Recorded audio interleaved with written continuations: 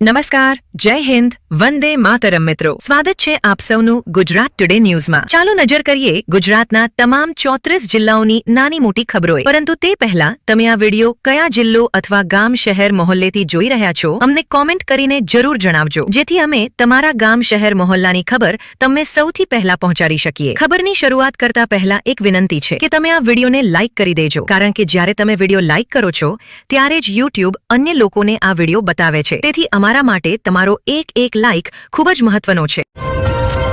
અહમદાબાદમાં આવકવેરા વિભાગે બિલ્ડરો પર છાપેમારી કરીને 50 કરોડ રૂપિયાથી વધુની રકમ જપ્ત કરી છે. દીપ એન્ડ કામેશ્વર બિલ્ડર્સના 33 ઠેકાણાઓ પર છાપેમારી કરવામાં આવી. છાપેમારીમાં જાણવા મળ્યું કે 60 લોકરમાંથી 50 લોકર ચાલુ હતા. 17 કરોડ રૂપિયા રોકડા મળી આવ્યા અને જપ્ત કરવામાં આવ્યા છે. 33 થી 35 કરોડ રૂપિયાના આભૂષણો પણ જપ્ત કરવામાં આવ્યા છે. કરોડો રૂપિયાના બેનામી વ્યવહારના દસ્તાવેજો પણ જપ્ત કરવામાં આવ્યા છે. આગળની તપાસમાં વધુ બેનામી વ્યવહાર મળી આવવાની શક્યતા છે.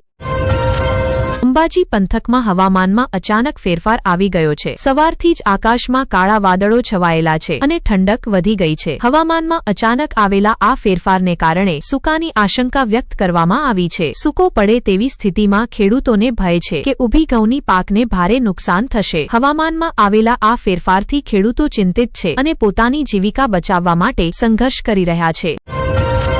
ગયા 2 વર્ષોમાં અહમદાબાદમાં જપ્ત કરાયેલા ભારે પ્રમાણમાં નશીલા પદાર્થો અને દારૂના આંકડા મંત્રીએ શૈલેષ પરમારના એક પ્રશ્નના જવાબમાં આપ્યા. અમિત ચાવડાએ શહેરમાં નશીલા પદાર્થોમાં વધતી મિલાવટ અંગે સવાલ ઉઠાવતા કહ્યું કે અહમદાબાદ એરપોર્ટ પર માત્ર 45 દિવસમાં 17 કરોડ રૂપિયાના ડ્રગ્સ જપ્ત કરવામાં આવ્યા છે. તેમણે આ મામલે આઈપીએસ સ્તરના અધિકારીઓની જવાબદારી નક્કી કરવાની માંગ કરી. મેઘાલયની રાજધાની શિલોંગથી લોકસભા સાંસદ રિકી એન્ડ્રુજે સિંકોનનું ફૂટબોલ રમતી વખતે હૃદયઘાતથી નિધન થયું છે. ગુરુવાર સાંજે શિલોંગમાં ફૂટબોલ રમતી વખતે અચાનક પડી જતા સિંકોનનું અવસાન થયું. અહમદાબાદ મ્યુનિસિપલ કોર્પોરેશનના સંપત્તિ વિભાગે કાર્યવાહી શરૂ કરી છે. કોર્પોરેશને પીજી ચલાવતી એકમોને નજરઅંદાજ કર્યા હતા. ઉત્તર પશ્ચિમ ઝોનના સંપત્તિ વિભાગે 32 એકમો સામે કાર્યવાહી કરી છે. પીજી તરીકે ચાલી રહેલી 32 એકમોને સીલ કરી દેવામાં આવી છે. પ્રેમચંદ નગર, બોડકદેવ અને ચાંદલોડિયા વોર્ડમાં આવેલી પીજી મકાનોને સીલ કરવામાં આવ્યા છે. પરવાનગી વિના ચાલી રહેલા પીજી હોસ્ટેલોને પણ સીલ કરવામાં આવ્યા છે. કોર્પોરેશને જીપીએમસી અધિનિયમ હેઠળ કાર્યવાહી કરી છે. અમરેલી જિલ્લાના માલવન ગામમાં આમ આદમી પાર્ટીના પોસ્ટર લગાવવામાં આવવાને લઈને વિવાદ ઉભો થયો છે. ગામના સરપંચે આ પોસ્ટર બાબતે કલેક્ટરને લેખિત અરજી સોંપી છે. આરોપ છે કે પોસ્ટરમાં અભદ્ર ભાષાનો ઉપયોગ કરવામાં આવ્યો છે. પરવાનગી વિના પોસ્ટર લગાવવામાં આવવાથી ગામલોકોમાં રોષ ફેલાયો છે.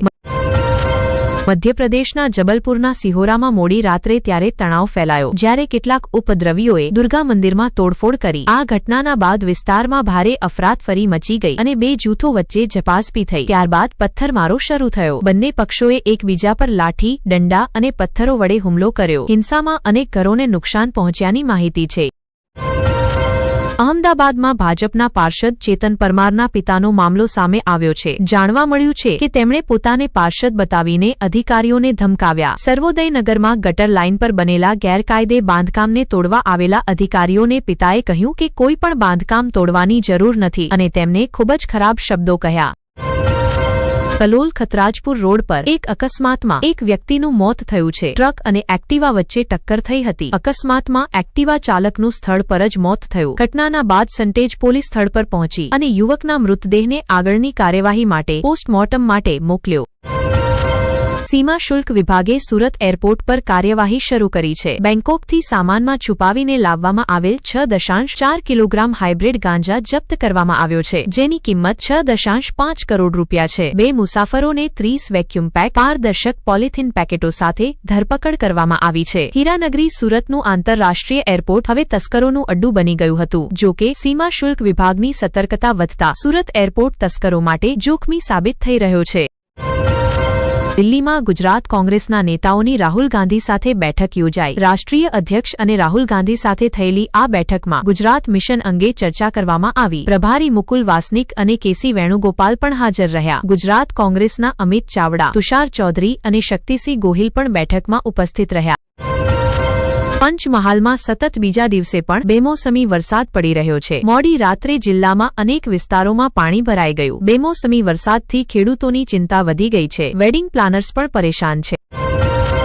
ઉત્તર પ્રદેશની રાજ્યપાલ આનંદીબેન પટેલ જે સુરતમાં એક ખાનગી કાર્યક્રમમાં હાજર હતા તેમણે પટેલવાદ પર તીખો પ્રહાર કર્યો. હાજર તમામ લોકોને સંબોધતા આનંદીબેન પટેલે કહ્યું, અમે કેટલા સમય સુધી લેવાની અને આપવાની વાતે વિભાજિત રહીશું. સુરતમાં આયોજિત ક્રાફ્ટ રૂટ કાર્યક્રમને સંબોધતા આનંદીબેને જાતિવાદને નિશાન બનાવ્યો. તેમણે સ્પષ્ટ શબ્દોમાં કહ્યું, હું પણ પટેલ છું અને આ મંચ પર બેઠેલા ઘણા લોકો પણ પટેલ છે, પરંતુ મારા લોહીમાં પટેલવાદ નથી.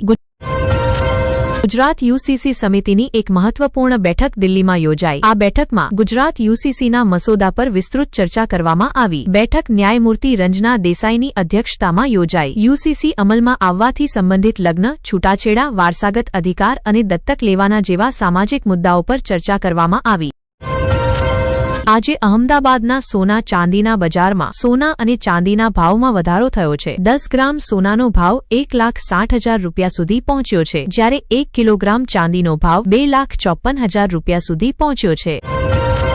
ભાવનગર શહેરમાં સ્પાના નામે ચાલતા એક વેશ્યાલય પર પોલીસે દરોડો પાડ્યો છે. ભાવનગર પોલીસે શહેરના વિવિધ વિસ્તારોમાં સ્પા કેન્દ્રો પર છાપેમારી કરી છે. પોલીસે સ્પાના નામે ચાલતા આ કેન્દ્રો સામે ગુપ્ત અભિયાન ચલાવ્યું હતું. પોલીસે ભાવનગરમાં 4 સ્પા કેન્દ્રો પર દરોડો પાડ્યો છે. તેમાં ભાવનગરના ઈવા સુરભી મોલમાં આવેલા 2 સ્પા પણ સામેલ છે. ઈવા સુરભી મોલના 2 સ્પા કેન્દ્રોમાંથી 7 યુવતીઓ અને 2 ગ્રાહકોને ધરપકડ કરવામાં આવી છે.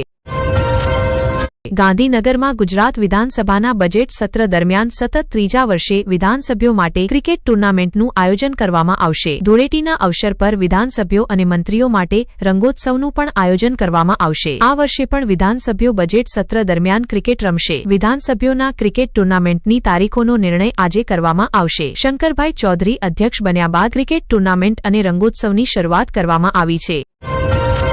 ભાવનગર સોમનાથ રાષ્ટ્રીય ધોરીમાર્ગની સર્વિસ રોડ પર એક અકસ્માત થયો છે. રાજુલાના ભેરાઈ ચોકડી પાસે બ્રેક ફેલ થવાને કારણે એક ઓટો રિક્ષા પલટી ગયો. રિક્ષામાં સવાર 8 લોકો ઘાયલ થયા છે અને તેમને સારવાર માટે હોસ્પિટલમાં ખસેડવામાં આવ્યા છે. જાણવા મળ્યું છે કે તમામ ઘાયલ શિયાળ બેટ ગામના રહેવાસી છે. રાજુલા જાફરાબાદ ખંભા વિસ્તારથી 108 નંબરની સહાય ટીમની મદદથી તમામ ઘાયલોને હોસ્પિટલ પહોંચાડવામાં આવ્યા છે. અકસ્માત બાદ પોલીસે તપાસ શરૂ કરી છે.